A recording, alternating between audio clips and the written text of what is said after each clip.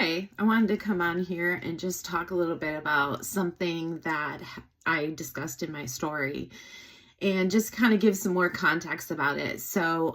If you've listened to my story, awesome, thank you. And if you haven't, please go back and listen to it in its entirety because it is too long for me to try to break down in this short TikTok.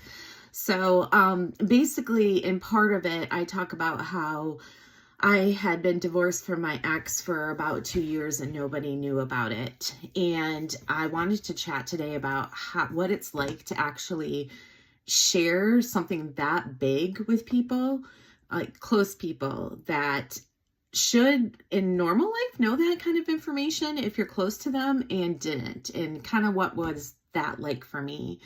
So in the story, I talk about how I had gotten divorced from my ex because he was at the time telling me that he was involved in illegal things, which ended up not being true. He was lying to me and manipulating me during that situation. But regardless, I spent about 2 years not being able to really talk to anybody or choosing not to. I could have, but I chose not to because in my head, I looked at it as you are his wife. You have taken an oath to be loyal to this person. Because he also had thrown in the point saying that he was involved in dangerous things. I was worried that that could become a dangerous situation for myself, my daughter, him, his family, my family, and so forth. So I felt the best thing for me to do was keep my mouth quiet. I also felt like if I kept my mouth quiet, that I was showing him how loyal I was as a wife, even though on paper we were no longer married. All baloney. I shouldn't have done it and shouldn't have fell for it, but it is what it is. So I want to share with you about that and so that you can maybe learn from my mistakes. So I got to the point where I had to tell my family, and the first person I told was my mom. And I remember thinking, and this is kind of how I did it with everybody, I had to think to myself, what was more easier for people to handle at first? Me telling them that I'm divorced and have been for 2 years, or me telling them that my husband was involved with nefarious things that were dangerous. And it was me telling people that I was divorced. That was really the first thing that I would share with people. And I remember my mom, the thing was everybody I spoke with about it. First it was my mom, then my best friend. And then from there it was, other close friends until I got to the point, after a number of months where I was just, telling anybody because I felt it was therapeutic for me to share my story. And the thing is I don't remember anyone having a bad reaction to it or saying, how stupid could you be? And I really appreciated that. Everybody I spoke to about it, they might have been thinking about that in their mind, but they didn't let me know that. And I do appreciate that. I mean, after I told my mom, she was like, oh, wow, and wanted to go into what are we going to do? How are we going to deal with this? And she kind of was going through the situation in real time with me because I was learning things as the days and weeks went on and learning more about his lies. And so she was having to adapt to that information in real time with me. And same with my really close friend as well. I know as time went on and people knew more truth, a lot of my friends and family wanted to say stuff to him and just basically give them a piece of their mind and then some. And so it was me trying to have to stop, think strategically and think, wow, you can't go down that route because I'm in the middle of, at that time, it was a few months, I was in the middle of legal battles with him and I needed to keep it as kosher as possible to not mess up the legal battles.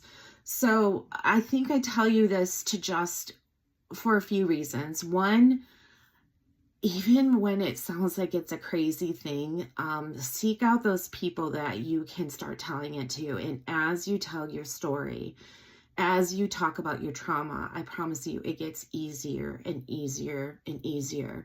And the more I told the story, the more it was very therapeutic to me, like to the point where I can tell it now with very little emotions attached to it. I can tell it now and look back and see areas where I need to grow as a person, and areas where if something like that were to happen to me again, I would look at it as a red flag and I would know, whoa, you need to stop this, or you need to find out more, Shannon, or you need to take caution with this. So I think, it's really easy for a narcissist to get us into a lie and keep us in that lie to try to keep us from telling others. And so they will do whatever they can to manipulate the story and manipulate you, because they know once you start telling people that story, someone eventually is going to be like, this doesn't add up, Shannon.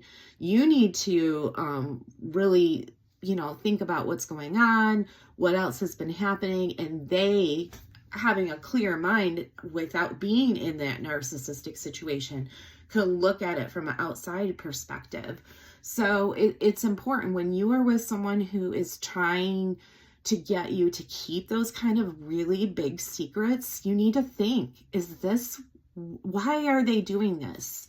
Is this something I should be doing? Is this something I should be involved in, or involving my family or my daughter in my own case? And so you need to really think about that. Why is that person making you keep those secrets? And is it safe for me and my family? And even though he kept saying it was safer for me to keep those secrets, it was an absolute lie. It wasn't safe. And I should have been talking about them and saying them from the beginning and being like, Mom, I'm going through this. What do you think about this? And for her to give that perspective. And I know not everyone has those people that are safe in their life that they can do that with, but I really hope there's at least one person you can, because once you start telling those secrets, it really becomes easier to share it and easier for you to see clearer of what the situation is you're going through. And once I started telling that information, I felt like it felt very therapeutic. That's part of the reason why I came on TikTok and YouTube and even shared the story publicly.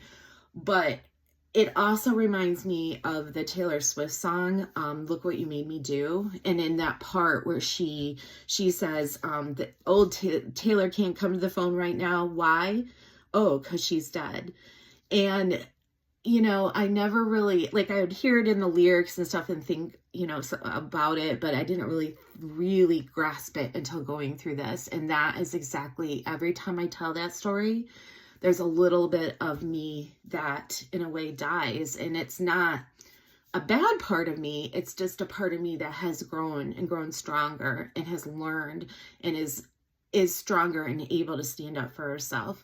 So, I say to you, if you're out there in a narcissistic situation, if someone's making you keep secrets, please don't. Find someone that you can talk to, that you can share your information with and talk with, and maybe find out, is this something that I should be keeping a secret? And, wedding vows, loyalty? No. That's the thing. Narcissists are very good at manipulating those kind of things. And if you're an empath and an empathetic person and someone who is very loyal like I was, they can take that and manipulate it against you. So I share this information today just to say, please let me help you get that strength by sharing my story, and say, go share that information, because if you're keeping secrets for someone, there's probably not a good reason for it.